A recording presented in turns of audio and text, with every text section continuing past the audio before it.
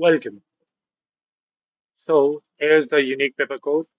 Name of the paper: Constitutional Values and Fundamental Duties. It's name of the course is the VAC course, and for semesters it could be any semester, first, second, third, fourth, fifth, and then okay. And the time for maximum time is 1 hour, and maximum marks is 30. Okay, here's the instructions. Paper you may attempt in English or Hindi. Okay, first question looks comparative. Attempt any two parts from that question, and for the other questions, each question carries 10 marks each. Okay, so question number one: write short notes on each of the following. First part is Sarva Dharma Sambhavna. Second, India as a union of state. Third, fraternity.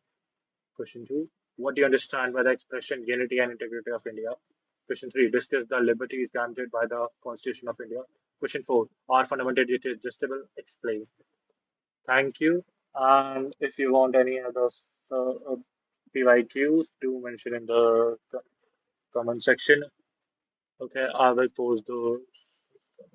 Okay, follow and subscribe for more DU content.